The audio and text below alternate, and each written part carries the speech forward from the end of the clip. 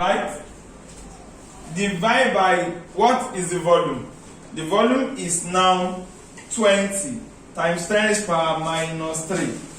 So if you divide this by this, what will you get? So let's take this one or cancel, then this one will remain 10. So that means the concentration is going to be equal to 10 divided by 20. So concentration is equal to 0.5 molar.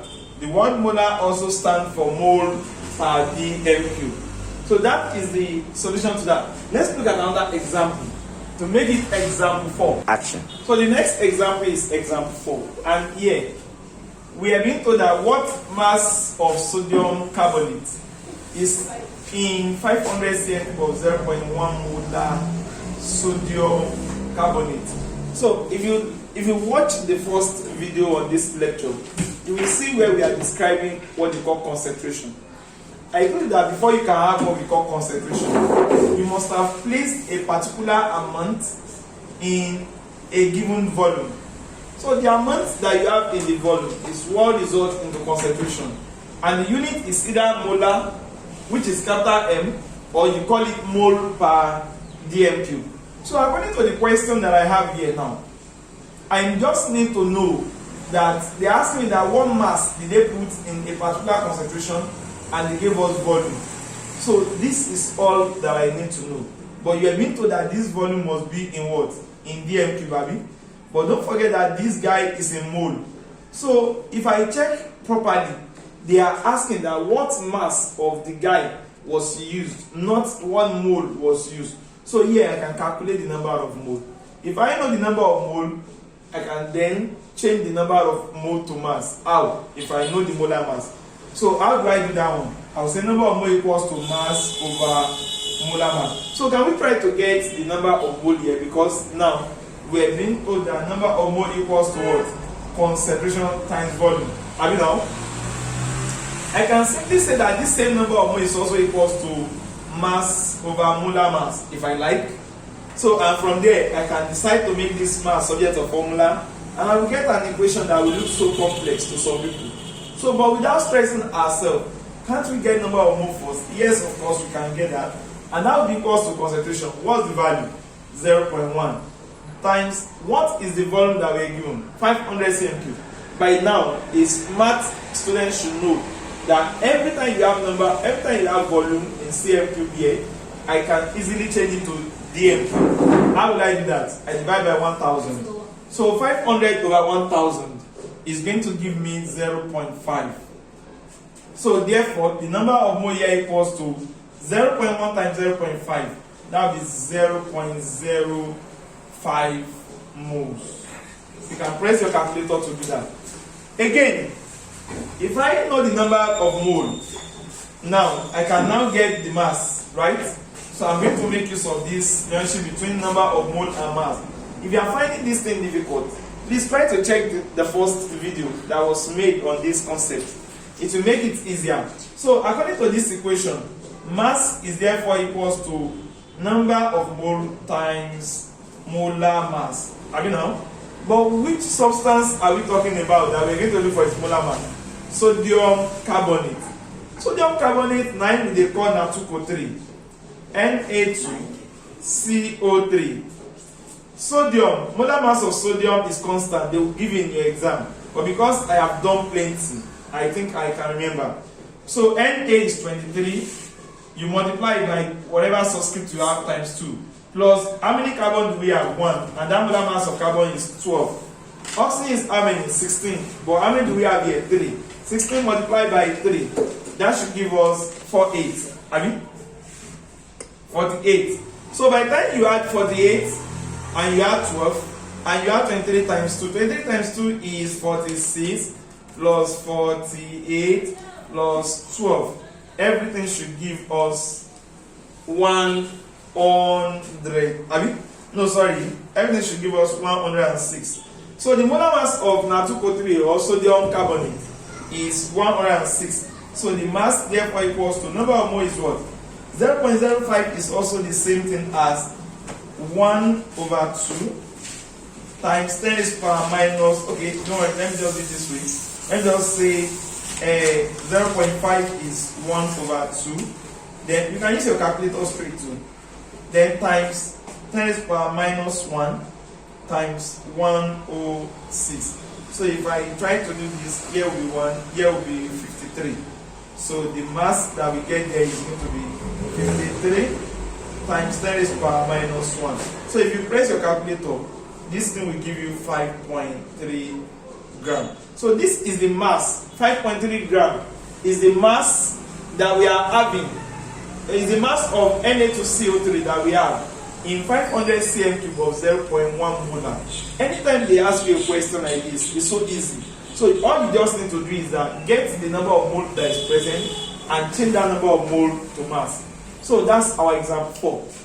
Solution to our example 5. In example 5, we have been told that how many grams of hydrogen gas will be liberated when 6 grams of magnesium ribose dissolved in 500 cm cube of 6 molar HCl. So we need to know at this point again from our simple knowledge of chemistry. If you don't know before, you can memorize that now.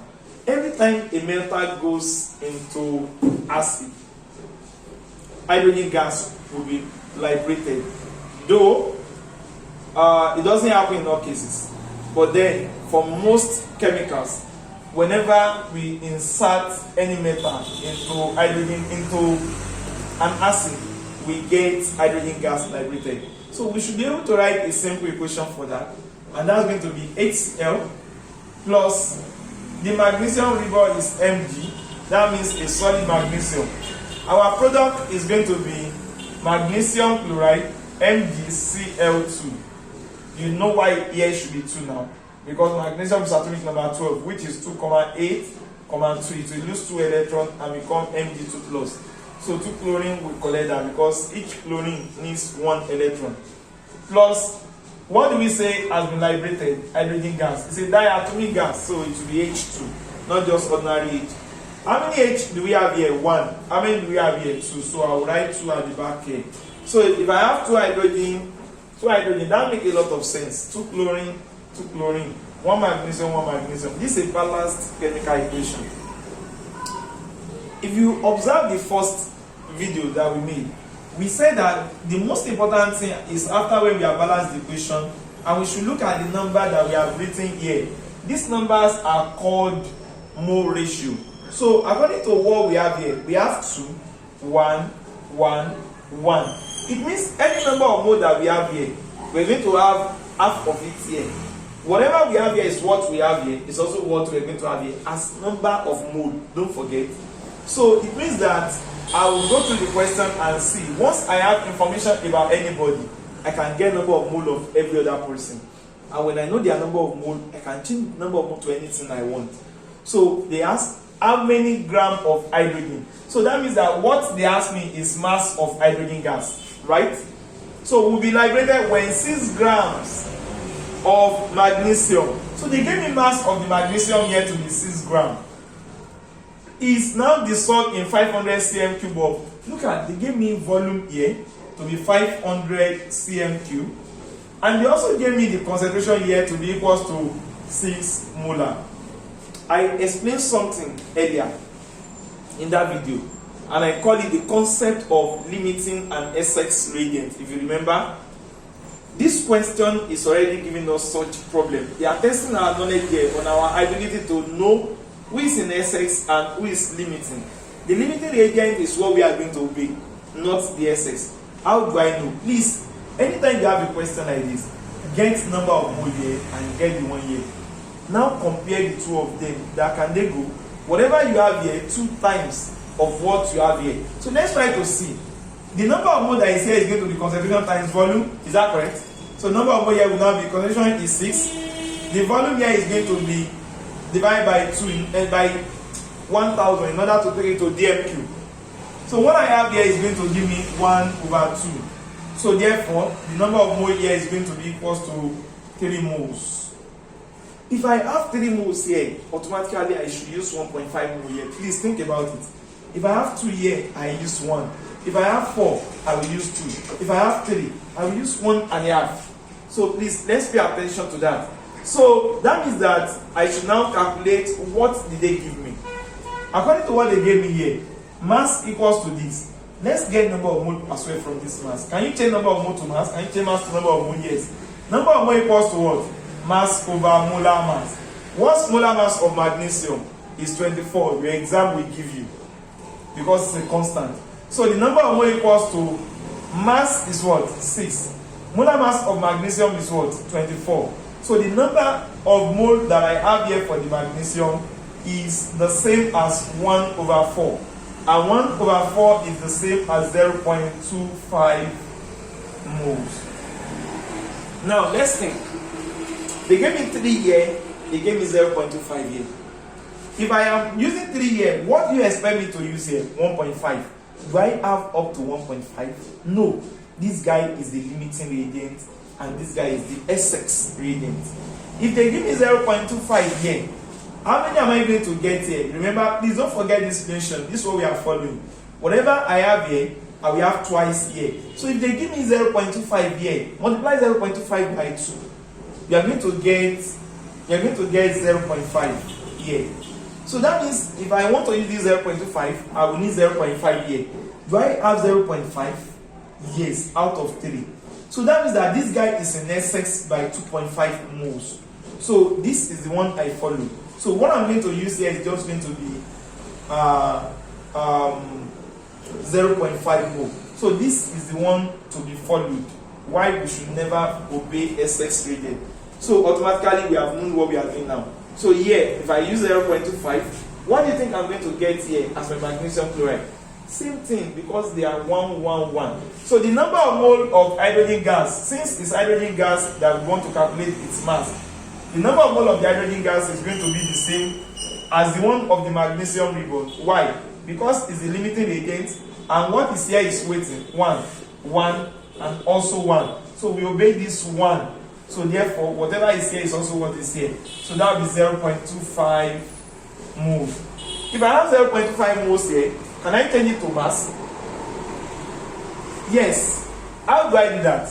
Number of mole equals to what? Mass over molar mass. So the mass of the hydrogen here will now be number of mole times what? Times the molar mass. So the mass of the hydrogen is going to be, what is the number of mole of the hydrogen? 0.25. Multiplied by what is the molar mass of hydrogen? It is 1. But because hydrogen is a diatomic gas, so we're going to say 1 multiplied by whatever is the subscript. If they write 3 here, they write 100 here, 1 million here, 2,000, we are less concerned with the number here when we are calculating molar mass. So we only calculate with respect to the subscript. So therefore, 1 times 2, 2.